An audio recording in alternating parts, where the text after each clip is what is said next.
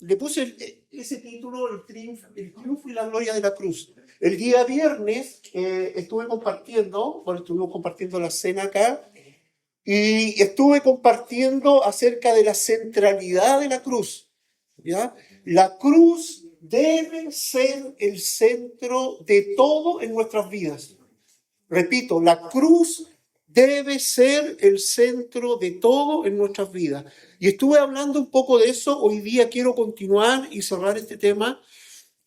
Eh, yo le he contado en algunas oportunidades, mi formación de kinder a cuarto medio fue en una escuela católica. Más encima de sacerdotes italianos. Entonces era toda una enseñanza romanista, ¿ya? Muy romanista, al extremo que, por ejemplo, los días lunes de cada semana, como en toda la escuela, se canta el himno nacional. Aparte de eso, yo era parte de la orquesta y de la banda, tocábamos el himno del Vaticano. Y cuando habían ocasiones especiales, también tocábamos el himno nacional de Italia. Entonces viví todo esto en una cultura religiosa y después de haber conocido al Señor me he dado cuenta que hay tantas cosas que se viven religiosamente, pero la cruz nunca es el centro, nunca está en el lugar que le corresponde. Y bueno, a raíz de eso celebramos festividades de santo. El 22 de noviembre, siempre me acuerdo, celebramos Santa Cecilia, la patrona de los músicos. En fin, Santa Rita Tres Medallas, no, ese es otra santa. Ese otro santa. No, perdón. Santa Elena con H, no, tampoco. Pero celebrábamos todo. Pero nunca la cruz fue el centro de la vida, del lenguaje, de las liturgias, nunca. Siempre se ha hablado de cualquier otra cosa y yo por eso quiero hoy día compartir esto en un día tan especial donde la cruz toma un sentido relevante para nuestras vidas.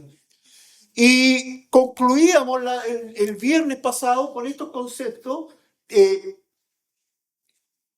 Que una iglesia centrada en la cruz no es una iglesia legalista que se jacta en sus obras, no es una iglesia que su vida y su dinámica es hacer cosas. Una iglesia centrada en la cruz no es solamente eso, no se jacta en esto, ni tampoco una iglesia liberal. Una iglesia centrada en la cruz no es una iglesia liberal.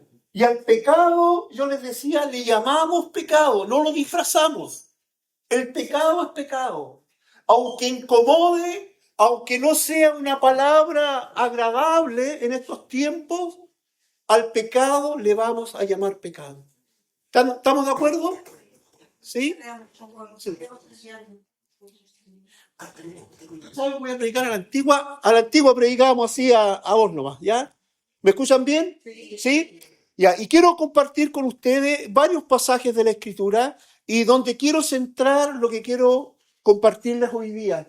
Filipenses 2:5-8, esto también compartí algo el día viernes y en el versículo 4 de este pasaje, Pablo está diciendo que deben comportarse y deben tener una actitud distinta entre ustedes. Y resumiendo, y a continuación de eso, de este mensaje que está dando, que deben vivir de una vida entregada unos a otros, dice esto. Y como que le pone el sello a todo eso que está diciendo. Y dice que hay en ustedes el mismo sentir que hubo en Cristo Jesús. Otra versión, yo les decía el viernes, que me gusta mucho, que dice, haya esta misma actitud. ¿Ya? Porque de repente el sentir, hablamos de los sentimientos y puede ser, bueno, en nuestro lenguaje como medio, no sé, lo podemos interpretar de otra manera.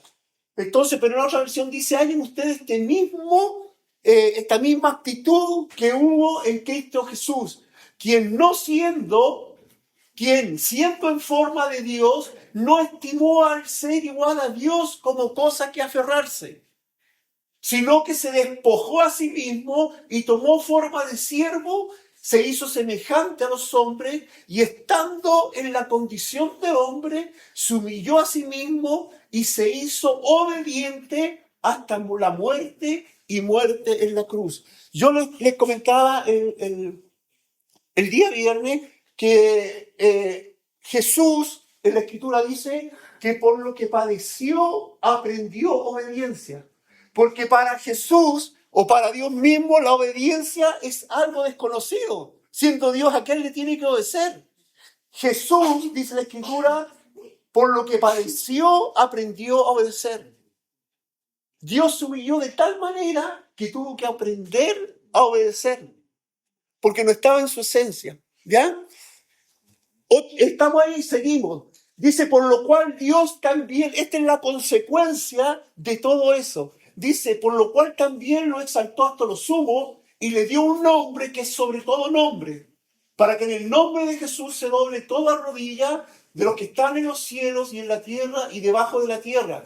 Y toda lengua confiese que Jesucristo es el Señor, para gloria del Dios Padre. Otro pasaje, primera de Juan 3:16. En esto hemos conocido el amor, en que Él dio su vida por nosotros, así también nosotros debemos dar nuestra vida por los hermanos. Si ustedes se dan cuenta, esto tiene mucha relación con lo que está diciendo Pablo. Tiene que haber la misma actitud que hubo en Cristo Jesús. No Él se despojó de todo. Bueno, así ustedes también, si el amor de Dios y Dios nos ha enseñado el amor de esa manera práctica, bueno, ustedes vívanlo también de esa manera. Eso es lo que está diciendo ahí. Y otro pasaje, Colosenses 2, de 13 al 15, antes ustedes estaban muertos en sus pecados. Otra versión dice en sus delitos y pecados, ¿cierto? Aún no se habían despojado de su naturaleza pecaminosa, pero ahora Dios les ha dado vida juntamente con Él y les ha perdonado todos sus pecados. Ha anulado el acta de los decretos que había contra nosotros y que nos era adversa. La quitó de en medio y la clavó en la cruz. Desarmó además los poderes y las potestades y los exhibió públicamente al triunfar sobre ellos en la cruz. Si ustedes se fijan, es imposible vivir un evangelio que no esté centrado en la cruz. Todo esto le da sentido a lo que hacemos, a lo que somos, a lo que hablamos. La cruz es el centro de todo lo que hacemos. En el pensamiento humano, quizás la victoria se asocia a conquista, a sometimiento, a la derrota del enemigo mediante la fuerza, pero en el reino de Dios la victoria viene en forma de cruz. Y eso es una locura. Es una locura. Pero la victoria en el reino de Dios tiene una forma de cruz. La cruz, en esta semana que se celebra siempre, Semana Santa, y yo siempre he dicho, me da la impresión que muchas veces se le da más importancia a la muerte y el padecimiento que a la victoria de Cristo en la cruz. ¿Ya? Pero la cruz no es o no fue un interludio antes de la resurrección. Lo que está diciendo ahí, que la cruz fue el campo de batalla donde se ganó la guerra. Repito, la cruz no fue un interludio antes de la resurrección, sino que fue el campo de batalla donde se ganó la guerra. Eso es lo que está diciendo ahí. Eso es lo que está diciendo ese pasaje. Entonces, repito, la cruz siempre debe ser el centro de nuestra vida, de nuestro mensaje, el centro de lo que somos. En la cruz Dios perdió según los estándares humanos, ¿verdad? Pero para ganar en los estándares eternos. El triunfo de la debilidad, el triunfo de la humillación. Lo que leíamos el primer pasaje, Filipenses 2, dice que Él se humilló, no tomó en cuenta ser igual a Dios. Se humilló. Pero del versículo 11 en adelante, dice que por eso se le dio un nombre sobre todo nombre. La victoria está en la humillación. ¿Me están siguiendo hacia ahí, cierto? A mí me llama mucho la atención este pasaje, el versículo 15, dice que desarmó los poderes y las potestades y dice que los exhibió públicamente al triunfar sobre ellos en la cruz. Algunos escritores llaman esto como un triunfo cósmico. ¿Ah? Porque dice que exhibió todos los poderes, todas las potestades, todo fue exhibido en la cruz. Todo. Una victoria, un triunfo cósmico. En la cruz, como dice ahí, ocurrió una exhibición pública de los poderes del mal. ¿Qué quiere decir esto? Que el diablo, que utiliza las leyes para acusarnos, ya no tiene poder. Si la deuda está pagada, ya no tiene poder. Eso es lo que está diciendo ahí. Y el diablo utiliza la ley para condenarnos. Pero si la ley fue cumplida ahí, no tiene poder sobre nosotros. ¿Se entiende eso, verdad? Entonces, eso es clave para nuestra vida. El acusador, en otras palabras, queda sin argumentos. No tiene argumentos para acusarnos. La victoria de Cristo en la cruz al resucitar no fue solamente física, sino que fue una victoria legal y moral. No resucitó, o sea, no celebramos que resucitó corporalmente solamente, sino que exhibió, dice ahí, y nuestra salvación es moral también y es legal. La cruz, decía un autor, la cruz es el drama donde Dios libera a la humanidad de la tiranía del pecado y la muerte. Eso es la cruz. En otras palabras, no sé, imagínense en un juicio que ustedes están siendo enjuiciados y que quien te acusa muestra o tiene todo en una lista, todas tus faltas, todos tus pecados, todo escrito ahí. Pero viene el juez, le quita los argumentos, los clava en la cruz y la sangre borra todo lo que está escrito.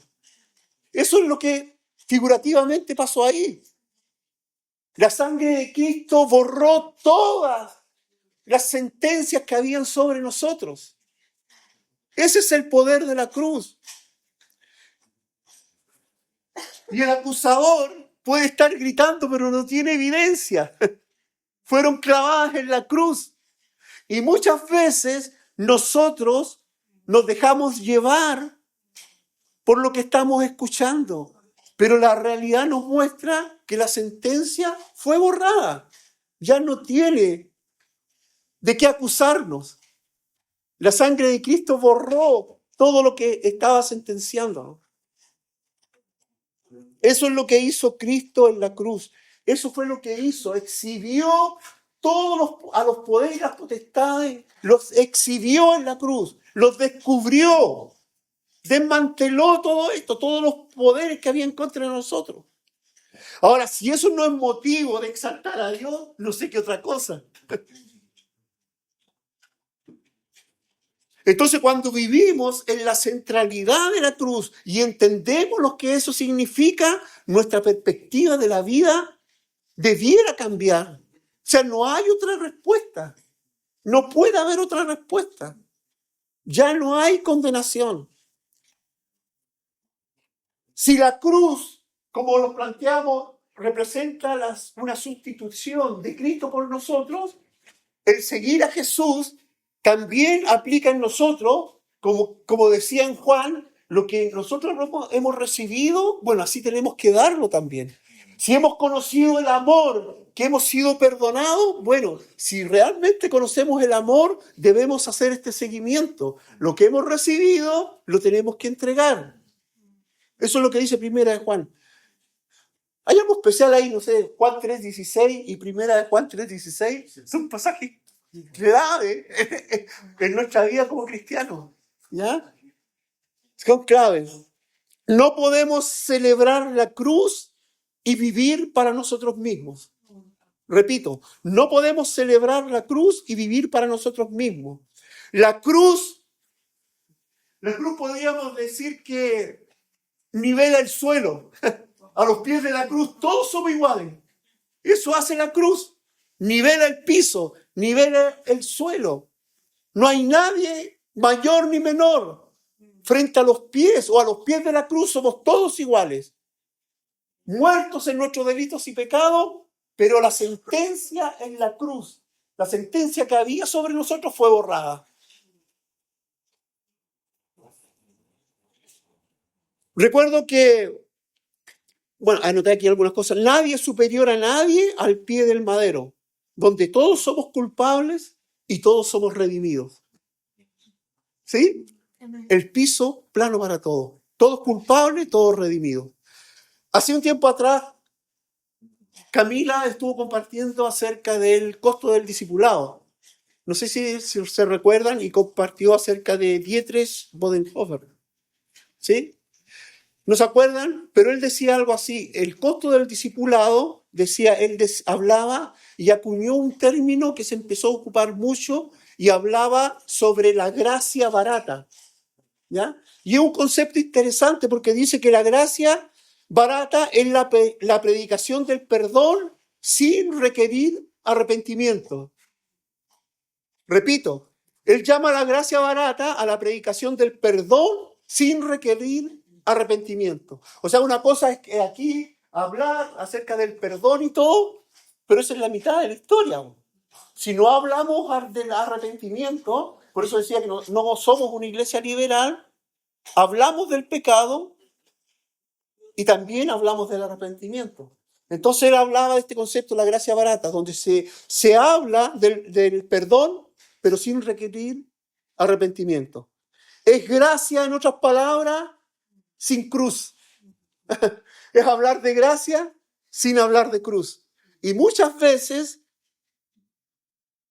como este mensaje es tan confrontacional, muchas veces es más fácil hablar de perdón y muy difícil hablar de arrepentimiento. Y necesariamente para ser perdonado tiene que haber un arrepentimiento genuino en nuestro corazón. La gracia verdadera es costosa porque le costó a Dios la vida y nos cuesta a nosotros en el sentido de nuestra autonomía egoísta. Amamos a Dios, sí, pero yo sigo siendo yo. ¿Se acuerdan de la ilustración que siempre les digo yo del rey y el primer ministro? Es como es un poco esa figura. Los ingleses, los españoles, orgullosos de su rey, pero al final en esos reinos las primeras decisiones o las decisiones importantes las toma el primer ministro. El rey es una figura, ¿no?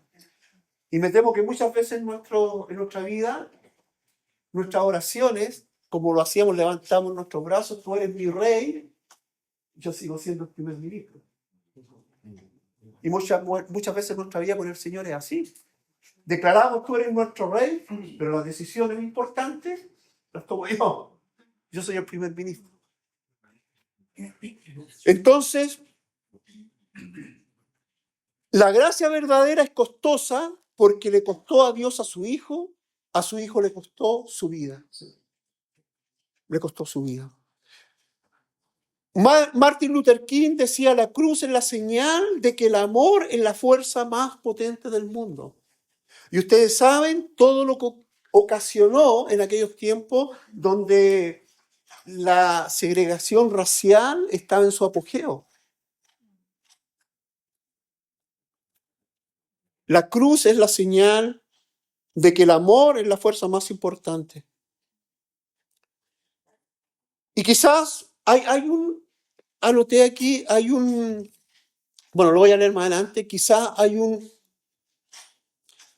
muchas veces no hemos hecho esta pregunta, yo me la he hecho, y ¿dónde está Dios cuando sufrimos? ¿Dónde está Dios cuando pareciera que tú más lo buscas, pareciera que está ausente? ¿Dónde está Dios cuando tus problemas te agobian, cuando todo lo inesperado te sucede? ¿Dónde está Dios? ¿Dónde está Dios? Quizás este es el punto más conmovedor en nuestra vida. Vemos todo el sacrificio que hizo Cristo. todo lo que valemos por Él. Pero de repente, en circunstancias agobiantes, pareciera que bueno, ¿dónde está Dios aquí? Cuando estoy sufriendo, ¿dónde está Dios? Anoté algunas cosas aquí. Dios no nos mira cuando sufrimos desde el balcón celestial. Él se hizo uno de nosotros, probó el abandono. Y un autor decía, John Stott decía, yo nunca podría haber creído en un Dios que no hubiera sufrido. Y me pareció interesante. Dios está cercano. Dios, cuando sufres, Dios no es un espectador arriba, Dios está contigo. Siempre igual comento un pasaje que aparece en Sofonía y que dice que Dios callará de amor. A veces la expresión más grande de amor es que Dios se quede callado. Es extraño, ¿verdad? Pero yo creo que nos debiera dar una perspectiva de cómo ama a Dios. Y a veces la manera más sublime de amarlo es guardar silencio. Es difícil entenderlo, pero dice ahí, Él callará de amor. Callará de amor. Otro autor dice que Dios nos susurra en nuestros placeres, pero grita con nuestro dolor. Lo que está señalando aquí que Dios no es un Dios ajeno a nuestro sufrimiento. Dios está ahí, lo padeció Él mismo. Para Él no es ajeno a nuestro sufrimiento. La cruz es ese grito que se vuelve personal. Dios no nos da una respuesta lógica al sufrimiento. Escucha esto. Dios nunca te va a dar una respuesta lógica a tu sufrimiento. Él te va a dar tu presencia, su presencia. Dios no está ausente, Dios está presente. Aunque la lógica humana no lo entienda, pero Él nunca te va a dar una respuesta lógica a tu sufrimiento. Él va a estar presente en tu sufrimiento. Y eso es distinto. Anoté aquí una anécdota. Elie Wiesel, que fue un escritor, y creo que ganó un premio Nobel. Él fue un personaje que fue un sobreviviente del Holocausto. Y él, en uno de sus escritos, narra y dice que al ver a un niño ahorcado en uno de estos campos de concentración, él se hizo esta pregunta, ¿y dónde está Dios aquí? Y dice que una voz interior le dijo, estoy colgado con ese niño. Dios no es un Dios ausente. Dios está más presente que nunca en nuestras vidas. Entonces, cuando vemos esto y entendemos lo que Jesús hizo por nosotros, la cruz toma un sentido relevante para nuestra vida. Si Dios estuvo dispuesto a darlo todo y su Hijo estuvo dispuesto a dar la vida por nosotros, eso quiere decir que tenemos un valor grande para Él. ¿O no? Que cada uno de nosotros tiene un valor grande. Si el precio de tu libertad, el precio de tu sanidad lo pagó en esa cruz, esto también tiene una consecuencia entre nosotros. Para Él yo tengo tanto valor como el que tienes tú. ¿Cómo nos estamos mirando uno a otro? En el fondo eso es lo que le dice Pablo. Tiene que haber también una actitud de un Cristo Jesús, que estuvo dispuesto a despojarse de todo. Y Juan lo repite en 1 Juan 3:16. Entonces esto es importante. ¿Cómo vivir bajo la cruz entonces? Bueno, de acuerdo a lo que hemos hablado, vivir en la cruz es vivir en libertad, no en culpa. Si aquí están todos los argumentos, entonces vivir esta vida en la cruz es una vida de libertad. Si los poderes fueron desarmados, entonces deja de escuchar la voz de la condenación, porque dice que ahí fueron destruidos. La sentencia que había sobre nosotros dice que ha sido anulada, versículo 14. Ha anulado el acta de los decretos que había en contra de nosotros. Pero nosotros seguimos poniendo oído a las voces del acusador, que ya no tiene argumento porque fueron anulados. Pero seguimos escuchando. Eso no es vivir en libertad. Eso no es vivir en libertad. Tu pecado fue clavado en la cruz y ya no lo cargo más. Eso está diciendo ahí. Y este ejercicio lo tenemos que hacer día a día, porque día a día pecamos. Pero ahí está. Están anulados las actas, los decretos que habían sobre nosotros. La maldición que había sobre nosotros fue clavada en la cruz. Y escuchamos muchas voces. Y vamos a escuchar muchas voces. El diablo es un acusador y no se va a callar. Pero no tiene argumentos. Los decretos fueron anulados. Fueron anulados. Por otro lado, la cruz destruye el clasismo, el racismo, el orgullo. La cruz, como dije en un principio, nivela el piso. Aquí ninguno es más que otro. Y si alguno ostentamos algún cargo, es para servir. Al final de cuentas, el liderazgo en la iglesia es sinónimo de servicio. Amén. Ejemplo nos dio Jesús. Yo no he venido a ser servido, sino a servir. Y lo dijo Dios mismo. ¿Ya? Entonces, si Cristo murió por el otro, eso tiene un valor infinito. La cruz es el fin de nuestra arrogancia. Repito, si Cristo murió por todos nosotros por igual, eso es el fin de nuestra arrogancia. La cruz nos niveló el piso. Y aplicándonos a nuestra vida, podríamos preguntarnos, ¿a quién estoy llamado a servir hoy hasta que me cueste? ¿A quién estoy dispuesto a servir de esa manera?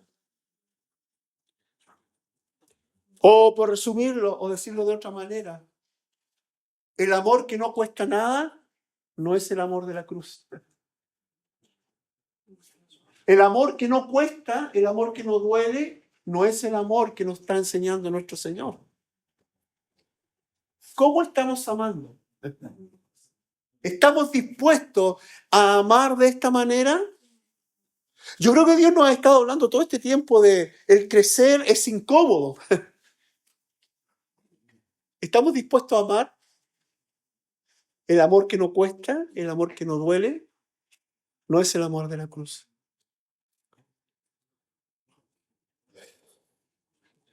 El mundo ve la cruz como un final, Dios lo ve como un principio. Compartíamos un poco en la escuela en la mañana esto, ¿ya? El trono de Jesús en la tierra no fue de oro, fue un madero rugoso. Ese fue el trono. No busquemos a Dios que evite el sufrimiento, sino que empecemos a buscar al Dios que nos acompaña en el sufrimiento. Muchas veces reclamas y buscas y quieres ver evidencia de Dios en tu sufrimiento. Yo creo que Dios tiene que abrir nuestros ojos para darnos cuenta que Él está al lado nuestro. Y debemos buscar a este Dios que nos acompañe en el sufrimiento. No busquemos una fe que nos exalte, sino que busquemos una fe que nos crucifique cada día. Filipenses 2 dice eso. Se humilló, fue exaltado. Nosotros al revés, pues queremos exaltarnos y supuestamente después humillarnos, pero no es así. No debemos buscar una fe que nos exalte, sino una fe que nos crucifique, para que podamos vivir verdaderamente. La vida es ir diariamente a la cruz. Esa es la vida que debemos vivir. La cruz es alguien lo definía así, algo así. Decía que la cruz es la autorrevelación de Dios en medio del sufrimiento.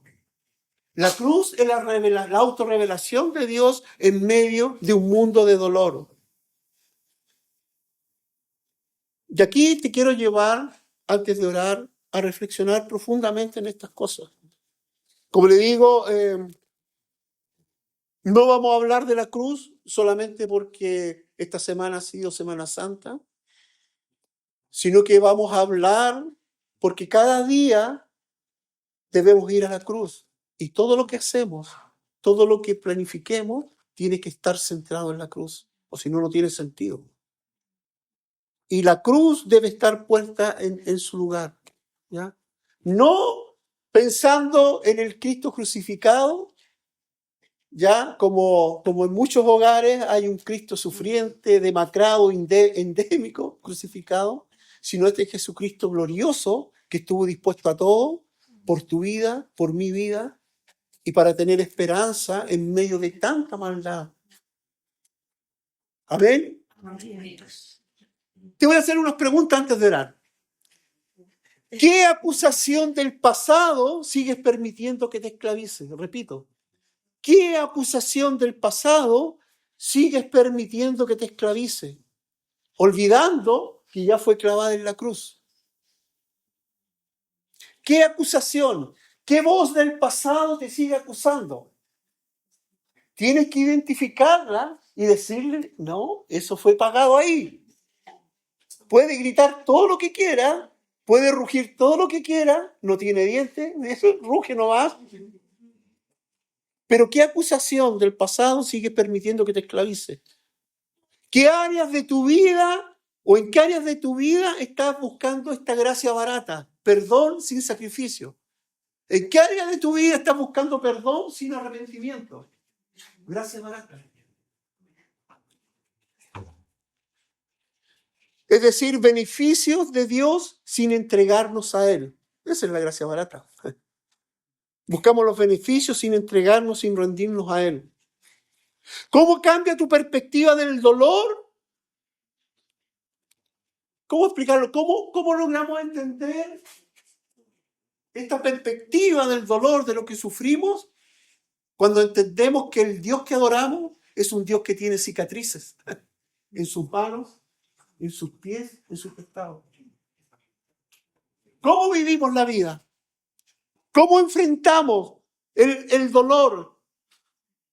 Cambia nuestra perspectiva del dolor. Si yo sé que adoro a un Dios que si me muestra sus manos están horadadas, si me muestra sus pies están horadados, su costado abierto, tiene cicatrices por nosotros, la corona de espinas. Eso debiera cambiar nuestra perspectiva del dolor. Y Dios está presente.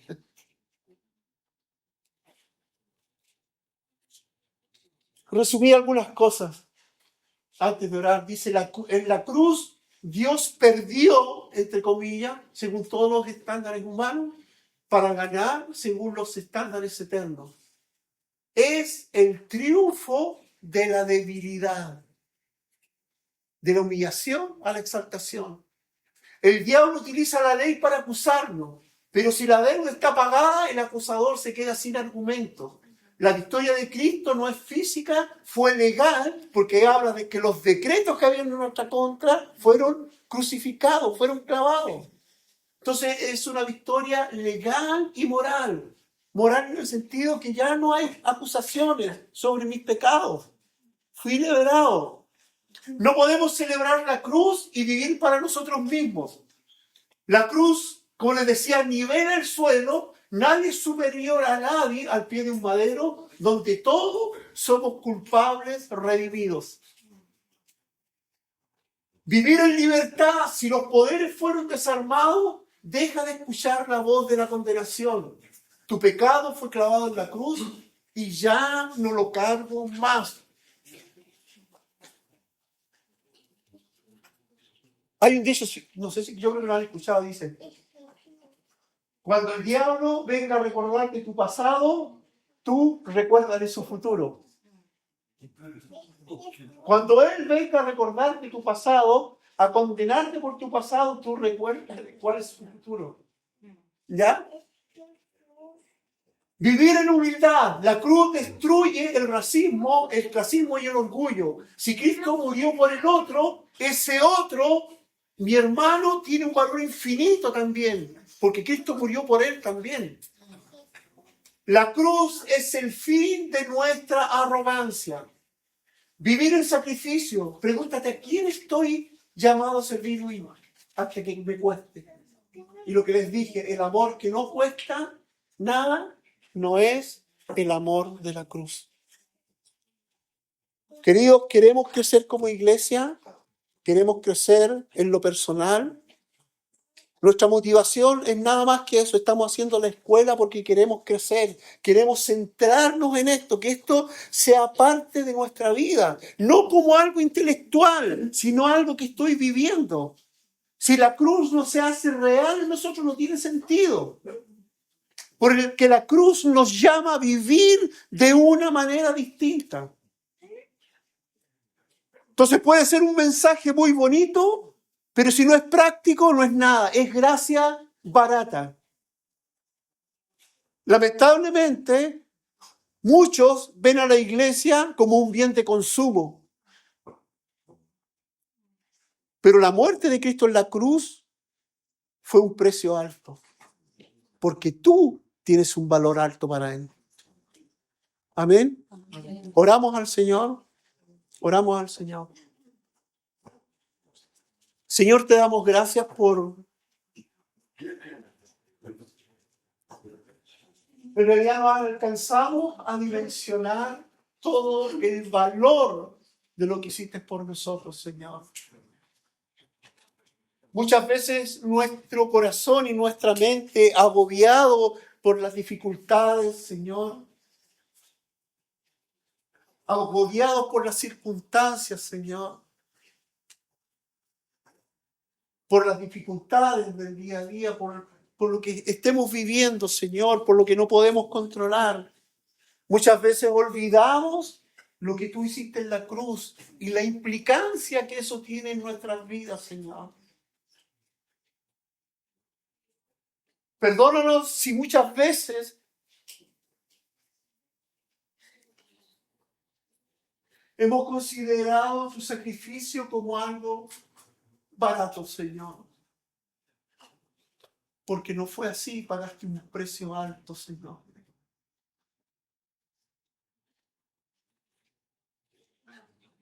Cuando no entendemos eso, tampoco entendemos cuál es nuestro valor, Señor.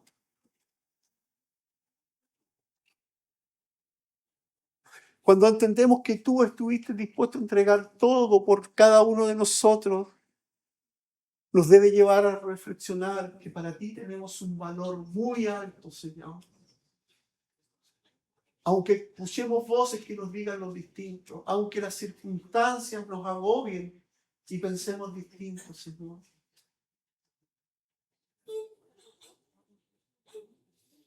Gracias por lo que hiciste en esa cruz, Señor.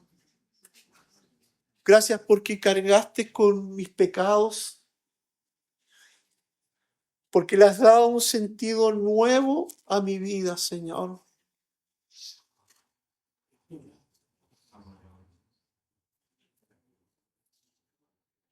Te doy gracias porque no eres un Dios ajeno al sufrimiento, Señor.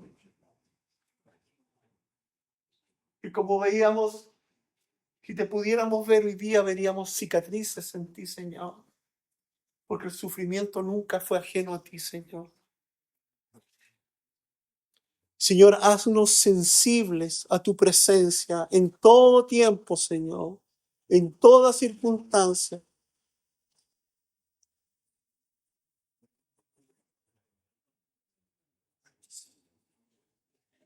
Ayúdanos a verte en medio de nuestra dificultad, a verte en medio de nuestro dolor, Señor. Gracias, Señor. Gracias, Señor. Gracias, Señor. Ahí, miren este mismo